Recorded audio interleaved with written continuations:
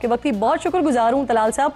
सबसे पहले सर ये फरमाइए, फैज़ हमीद को 14 साल कैद बामुशक्कत सुना दी गई, उमूमी तौर पर सजा के बाद मुजरिमों को जेल मुंतकिल किया जाता है सर, तो क्या इन्हें किसी जेल मुंतकिल किया जाएगा या ये अरसा है वो फौजी अदालत में गुजारेंगे? तलाल साहब। बिस्मिल्लाहिर्रहमानिर्रहीम। फौजी तहवील देखिए में से। ये जी आपको जी आपको पता है ये कोर्ट मार्शल हुआ है और इसका वो कहाँ ये अरसा गुजारेंगे इसका फैसला भी उन्हीं का अदारा करेगा और ये बेहतर डीजीआई एसपीआर या वही जवाब दे सकते हैं कि वो बकिया अरसा कहाँ गुजारेंगे। सही। तलाल साहब, मियाँ साहब से बात हुई है इस सिलसिले में आपकी? सर वो किस तरह से देख रहे हैं इस सारी सिचुएशन को, उनका क्या रिएक्शन आया है?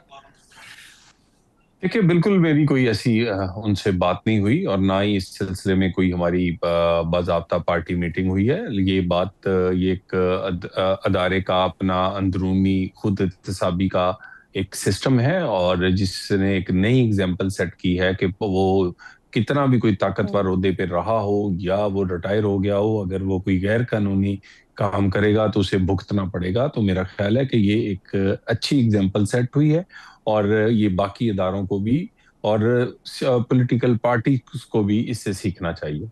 आबरू का शिकवा जनरल बाजवा से भी रहा है सर। देखिए ये फैसला उसका अदारा करेगा। उनके अदारे ने जो जनरल फैज के जो ट्रायल है उसमें ये एग्जाम्पल सेट की है कि कोई कितने भी अहम ओहदे पर हो, कितना भी जरूरी हो, कितना इम्पोर्टेंट शख्स माजी में रहा हो, उसके लिए एक जैसे असूल और एक जैसा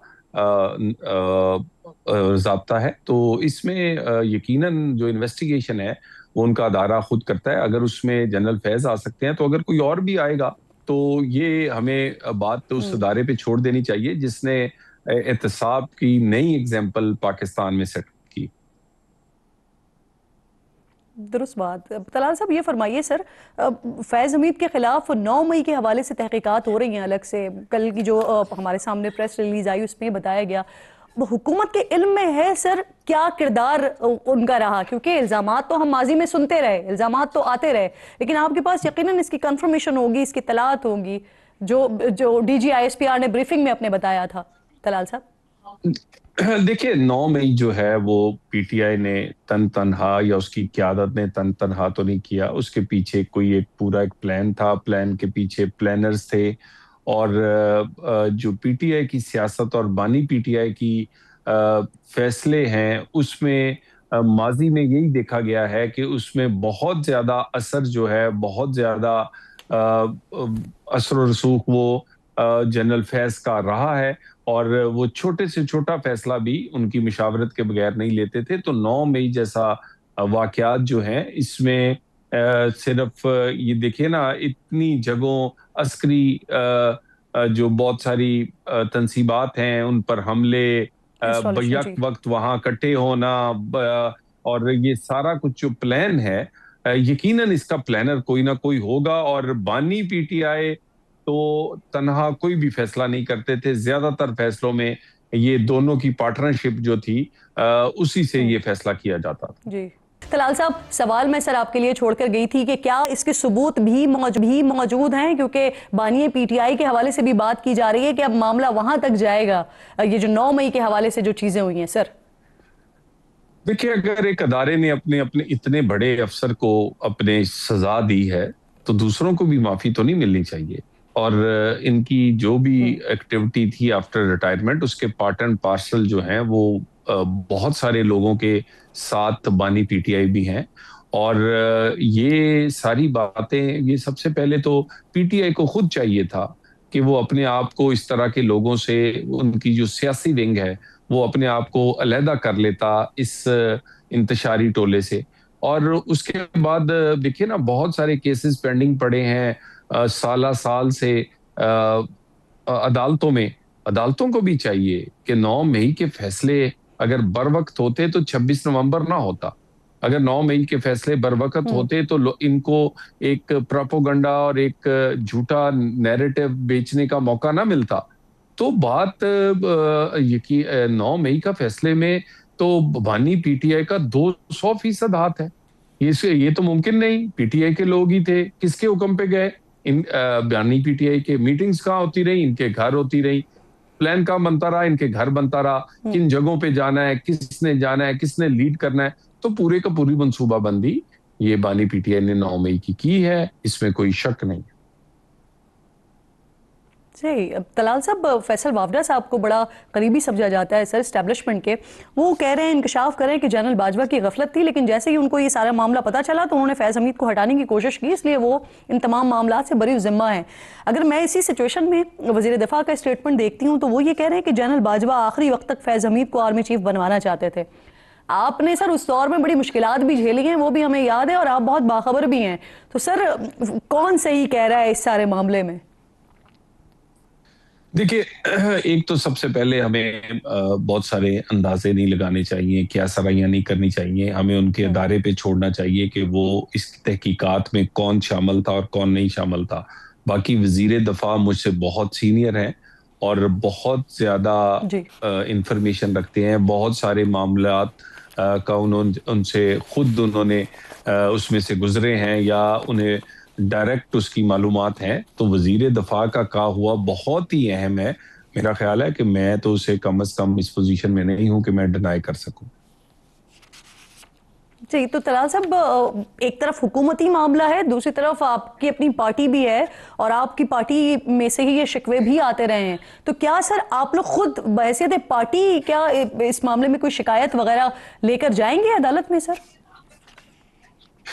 देखिए, पार्टी ने फैसला उसी वक्त ही कर लिया था जब मियां नवाज शरीफ वतन लौटे और मीनार पाकिस्तान पे जलसा हुआ। तो मीनार पाकिस्तान पे जलसे में मियां नवाज शरीफ ने ये कहा था कि वो अपनी जात के हवाले से, अपनी पार्टी के हवाले से जो भी जुल्म ज्यादती हुई है वो तो माफ कर सकते हैं, लेकिन जो कुछ पाकिस्तान के साथ हुआ है उसकी माफी नहीं मिलनी चाहिए। और उसके अगेंस्ट उस अदारों को अपनी अपनी खुद एहतसाबी करनी चाहिए। तो अगर एक अदारे ने शुरू की है तो दूसरों को भी करनी चाहिए। ये तो नहीं हो सकता कि साकिब निसार और खोसा और गुट्टू सीयू ये सारे कोई अब अलहदा से ही कुछ कर रहे थे। ये भी किसी ना किसी गेम प्लान का हिस्सा था, और ये सारे के सारे लोग इस बात के जिम्मेदार हैं जो 4 रुपए की रोटी 24 रुपए की हुई, जो पाकिस्तान के सफारती तन्हाई का शिकार हुआ, पाकिस्तान को बुजदार जैसे लोग दिए गए यहाँ से। उसके अलावा जो बैड गवर्नेंस की एग्जाम्पल सेट की गई, उसके बाद अदारों को इस्तेमाल करके अपनी जात के लिए किस तरह बनी गाला को मनी गाला बनाया गया, कहाँ हीरों की और क्या कहते हैं पूरे पूरे तोशाखाना की ट्रेडिंग होती रही। तो ये सारे कुछ जो हुआ है इसमें कोई एक आदमी तो शामिल नहीं, और इसमें अदलिया के बड़े लोग यकीनन शामिल है। अदलिया को खुद चाहिए कि वो उसी तरह इनका इनका ट्रायल करें जैसे जनरल फैज हमीद का हुआ है, नहीं तो कोई ना कोई करेगा तो फिर ज्यादा इन्हें मुश्किलात का सामना करना पड़ेगा। बतौर पार्टी सर आप लोग कोई शिकायत करेंगे, वो चाहे जनरल फैज का मामला हो या चाहे जो अदालत के साबिक लोग हैं, जजेस हैं, उनके खिलाफ? देखिए, एक हमने कहा ना कि हम अपनी जाती हवालों से जो कुछ भी हुआ, हमारे फैसले जो थे, जो हम काल कोठरियों में रहे, नाअहलियों से लेके काल कोठरियों तक, जलावतनियों से लेके जो जुल्म हुआ, उसमें कोई शक नहीं है कि ये पूरा गठजोड़ जो था, उस वक्त भी हम कहते थे कि ये नैब न्याजी गठजोड़ है, ये फैज न्याजी गठजोड़ है, ये पीटीआई का एक पूरा गठजोड़ जो था वो इसी तरह अदलिया के कुछ लोगों के साथ। लेकिन जाती हवालों से, पार्टी के हवाले से हम नहीं चाहते कि ये कहा हमारा फोकस गवर्नेंस पे है, पाकिस्तान के मिसाइल पे है, आम आदमी की जिंदगी को बेहतर बनाने के लिए है। आप पंजाब की परफॉर्मेंस देख लें, आप वफाक में शहबाज साहब का दिन रात काम देख लें, सफारती तन्हाई से निकालना हो, इकोनॉमी बेहतर करना हो, दहशतगर्दी हो, तो हमारा फोकस बहुत ज्यादा इस साइड पे है। हम डिलीवर करके ये साबित करना करेंगे कि जो पहले हुआ वो पाकिस्तान के साथ भी जुल्म हुआ, वो ना होता तो पाकिस्तान बहुत देर पहले आज सी बेहतर पोजीशन में होता। सही, यानी तलाल साहब वैसे माजी में भी और अभी भी आप लोग बता तो देते हैं कि शिकायत है क्या, लेकिन लिखकर किसी जगह पर ये फैसला आप लोगों ने कर लिया है कि ये तय हो गया है कि लिखकर कहीं पर कोई शिकायत नहीं की जाएगी, जो कहना था वो कह दिया देखिए है, बता दिया गया है, अब देखिए डिलीवर करके दिखाएंगे। दे, देखिए जनरल फैज के अगेंस्ट सबसे पहली जो रिटर्न शिकायत थी, अगर किसी ने हौसला और बहादुरी दिखाई थी तो वो मरियम नवाज थी, जो इस्लामाबाद हाई कोर्ट हम्म। इनके अगेंस्ट एक पूरे का पूरा अपनी पिटीशन लेके गई थी, और ये पहली शिकायत थी। इस्लामाबाद और हाई उस कोर्ट में वक्त ये, मरियम साहिबा लेके गई जी थी, जी आपकी बात बिल्कुल दुरुस्त है। जी, उसके बाद उस वक्त किसी का हौसला नहीं था कि कोई नाम भी इनका लेता। इन पर इल्जाम लगाना या हम्म। बताना कि इन्होंने क्या क्या किया है, ये तो किसी की हिम्मत ही नहीं थी। तो उस वक्त हमने किया है, हम्म। अदारों ने, ये उस वक्त, इसके बाद ही ये चीजें आइडेंटिफाई होना शुरू हुई हैं। तो हम जहाँ हिम्मत और दिखानी होती है दिखाते हैं, लेकिन इस वक्त हुकूमत में होने की वजह से हमारा पूरे का पूरा किस फोकस पाकिस्तान के लिए डिलीवर करना है, और किसी से इंतकाम जी। लेना नहीं है। कहीं कोई ये ना समझे कि हम हुकूमत जी। को इस्तेमाल करके विक्टिमाइज कर रहे हैं, बल्कि हम चाहते हैं कि हम अपने पूरी हम्म। वसाइल और अपनी तवज्जो जो है वो गवर्नेंस पे रखें, और वो जी। इस वक्त है। बहरहाल जी। अदारों को करना चाहिए, नहीं करेंगे तो ये हम्म। पाकिस्तान आगे नहीं चल सकता। उसी तरह करना चाहिए जैसे फौज ने एहतसाब किया। एहतसाब किया, बिल्कुल दुरुस्त बात। सर मुझे ये फरमाइए, फैज हमीद क्या सर इमरान खान के खिलाफ गवाही दे सकते हैं और फिर उनका मामला भी फौजी अदालत में जा सकता है, क्योंकि आपके काफी सारे साथी वज़रा ये बात कर रहे हैं। और फिर इसका ज़िमनी सवाल ये भी ले लीजिए सर कि पिछले दिनों जब मुलाकातें नहीं हो रही थी तो उस वक्त किसी मैकेनिज्म की बात की जा रही थी कि हुकूमत की जानिब से कोई मैकेनिज्म वजह किया जाएगा कि जिसके बाद फिर अगर सेहत के हवाले से ये मुलाकात करनी है तो फिर वो किया जा सके।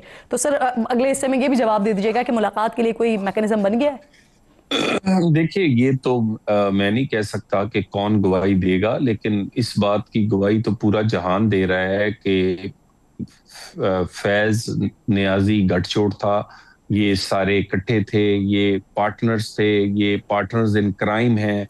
और एक एक चीज में तो अपोजिशन में जब बानी पीटीआई थे तो बहुत सारे फैसलों पर मोहर जनरल फैज की है। तो ये तो इसमें कोई शक नहीं है। अब गवाही देते हैं नहीं देते, अदालत क्या करती है, ये तो आने वाला वक्त बताएगा। बाकी जो आप मुलाकातों की बात कर रही हैं, तो इमरान खान की मुलाकातें जेल मैनुअल के तहत हो सकती हैं, और जेल मैनुअल में अदालती हुकाम जेल हुकाम ही फैसला करेंगे कि किसकी मुलाकात कब होनी है।